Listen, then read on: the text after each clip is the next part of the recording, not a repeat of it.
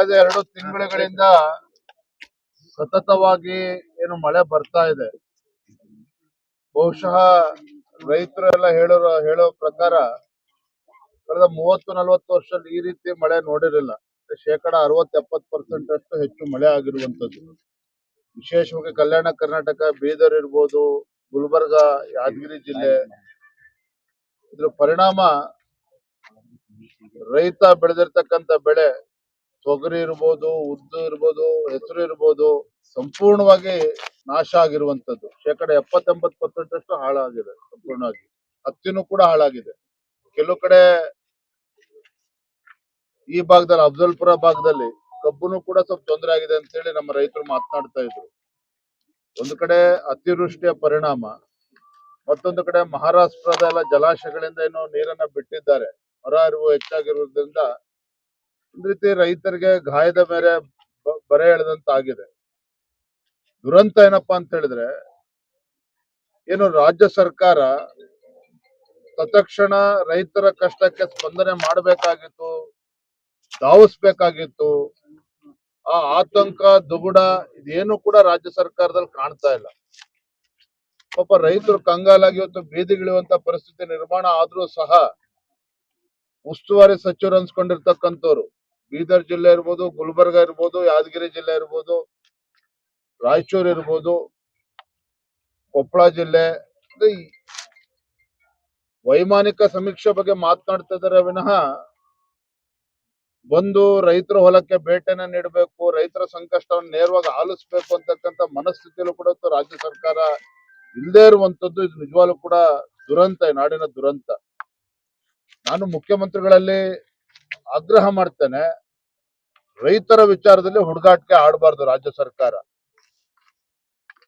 ರೈತರ ವಿಚಾರದಲ್ಲಿ ಹುಡುಗಾಟಿಕೆ ಆಡದೇನೆ ತತ್ಕ್ಷಣ ಸ್ಪಂದನೆ ಮಾಡಬೇಕು, ಪರಿಹಾರವನ್ನ ಘೋಷಣೆ ಮಾಡಬೇಕು. ನಾನು ಔರಾದ್ ತಾಲೂಕಿನಲ್ಲಿ ಪ್ರವಾಸ ಮಾಡ್ಕೊಂಡು ಬಂದಾಗ ಹುಮ್ನಾಬಾದ್ ಕೂಡ ಹೋಗಿದ್ದೆ. ಅಲ್ಲೂ ಕೂಡ ರೈತರು ಇವತ್ತು ನಮಗೆ ಬೆಳೆ ಸಾಲವನ್ನ ಮನ್ನಾ ಮಾಡಬೇಕು ಅನ್ನೋ ಆಗ್ರಹವನ್ನು ಕೂಡ ರೈತರು ಮಾಡಿರುವಂತದ್ದು.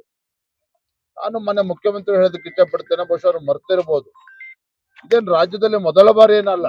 ಹಿಂದೆ ಬಿಜೆಪಿ ಸರ್ಕಾರ ಇದ್ದಾಗ ಸನ್ಮಾನ್ಯ ಯಡಿಯೂರಪ್ಪನವರು ಏಕಾಂಗಿ ಆಗಿದ್ರು, ಇನ್ನು ಕ್ಯಾಬಿನೆಟ್ ಎಕ್ಸ್ಪಾನ್ಷನ್ ಕೂಡ ಆಗಿರ್ಲಿಲ್ಲ.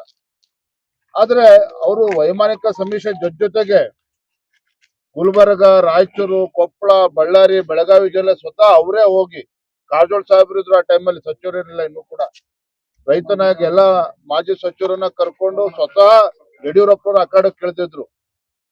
ಅಖಾಡಕ್ಕೆ ಇಳಿಯೋದು ಅಷ್ಟೇ ಅಲ್ಲ, NDRF ನಾರ್ಮ್ಸ್ ಪ್ರಕಾರ ಏನ್ ಪರಿಹಾರ ಬರಬೇಕಾಗಿತ್ತು ಅದು ಒಂದ್ ಕಡೆ ಅದು ಕಾಯ್ದೇನೆ ತತ್ಕ್ಷಣ ಆನ್ ದ ಸ್ಪಾಟ್ ಯಾವ ಬಡವರು ಮನೆಯನ್ನ ಕಳ್ಕೊಂಡಿದ್ರು ಅಲ್ಲೇ ಮನೆಗಳಿಗೆ ಪರಿಹಾರವನ್ನ ಕೊಡ್ತಕ್ಕಂಥ ಆದೇಶವನ್ನ ಮಾಡಿದ್ರು. 5 ಲಕ್ಷ ರೂಪಾಯಿ. ಮತ್ತೆ ಏನು ರೈತರು ಬೆಳೆ ಸಂಪೂರ್ಣ ನಾಶ ಆಗಿತ್ತು, NDRF ನಾರ್ಮ್ಸ್ ಏನಿತ್ತು ಅದ್ರ ತಕ್ಕಂತೆ ರಾಜ್ಯ ಸರ್ಕಾರ ಕೂಡ ಅದನ್ನ ಬಿಜೆಪಿ ಸರ್ಕಾರ ಯಡಿಯೂರಪ್ಪನವರು ಅಷ್ಟೇ ಪರಿಹಾರವನ್ನ ಘೋಷಣೆ ಮಾಡಿದ್ರು. ನಾನು ಮೊನ್ನೆ ಮುಖ್ಯಮಂತ್ರಿ ಸಿದ್ದರಾಮಯ್ಯ ಹೇಳೋದಕ್ಕೆ ಇಷ್ಟಪಡ್ತೇನೆ, ಏನು ಜಾತಿ ಜನಗಣತಿ ಇದ್ರಲ್ಲಿ ಮುಳುಗೋಗಿದ್ದೆ ಕಾಂಗ್ರೆಸ್ ಸರ್ಕಾರ, ಅದ್ರ ಕಡೆ ನಡೀತದೆ. ಆದ್ರೆ ಇವತ್ತು ಆದ್ಯತೆ ರಾಜ್ಯದ ರೈತರ ಬಗ್ಗೆ ಇರಬೇಕು.